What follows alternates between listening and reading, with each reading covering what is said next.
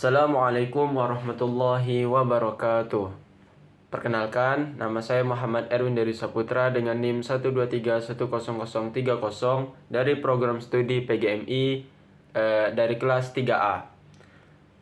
Nah, di sini saya ingin menjelaskan kepada teman-teman semua untuk memenuhi salah satu tugas, yaitu tugas dari konsep dasar dan materi PPKN yang bertema Bab 4, Paradigma Baru Pendidikan Kewarganegaraan. Nah, pada bab 4 ini mengenai paradigma baru pendidikan kewarganegaraan, di situ ada 3 poin yang akan dibahas. Yang pertama yaitu mengenai pembentukan komitmen. Nah, menurut KTSP atau Kurikulum Tingkat Satuan Pendidikan, ditegaskan bahwa salah satu kerangka berpikir yang melandasi munculnya pendidikan kewarganegaraan adalah untuk mempersiapkan peserta didik menjadi warga negara yang memiliki komitmen kuat dan juga konsisten untuk menjaga keutuhan NKRI. Nah, itulah kenapa pembentukan komitmen menjadi poin pertama, karena komitmen ini merupakan hal yang penting.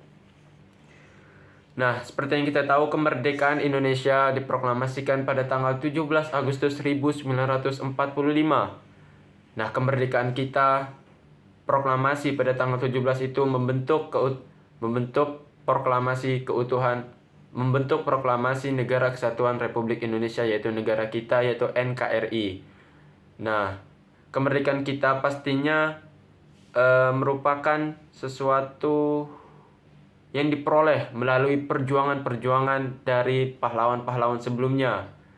Nah, mereka pastinya memiliki komitmen yang sangat kuat, itu sejalan dengan Negara Kesatuan Republik Indonesia. Lalu yang kedua, yaitu ada pengembangan pendidikan demokrasi. Nah, di sini kita harus tahu apa itu demokrasi. Nah, menurut Winata Putra, dia menjelaskan bahwa paradigma baru pendidikan kewarganegaraan atau PPKN adalah mengembangkan pendidikan demokrasi. Jadi pendidikan demokrasi ini merupakan suatu pengembangan dari paradigma baru pendidikan kewarganegaraan. Nah, demokrasi ini merupakan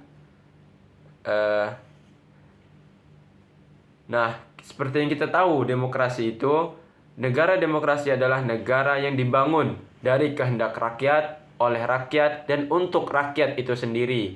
Jadi,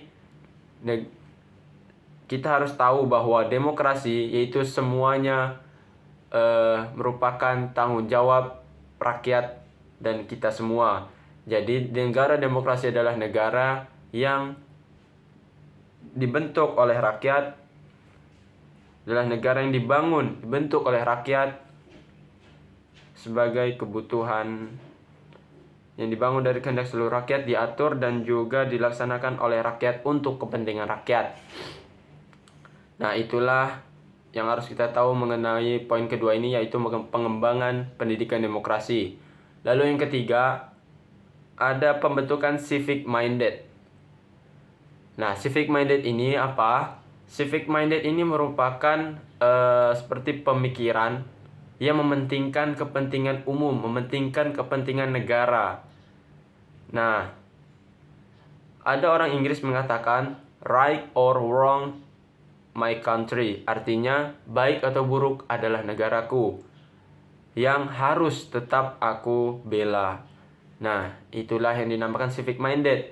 Dia menunjukkan bahwa loyalitas untuk bangsanya, dia menunjukkan loyalitas cinta tanah airnya dari warga negaranya kepada bangsanya sendiri. Nah, itulah yang dinamakan civic minded. Jadi, dia akan mementingkan kepentingan umum, kepentingan negara dibandingkan kepentingan pribadinya sendiri.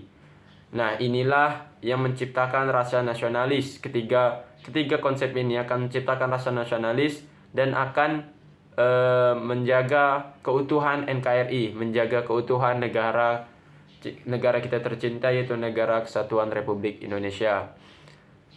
Nah, itu saja yang dapat saya sampaikan pada penjelasan mengenai bab 4 paradigma baru pendidikan kewarganegaraan.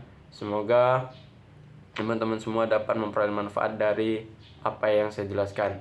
Saya akhirnya mengucapkan wabillahi taufiq wal hidayah. Wassalamualaikum warahmatullahi wabarakatuh.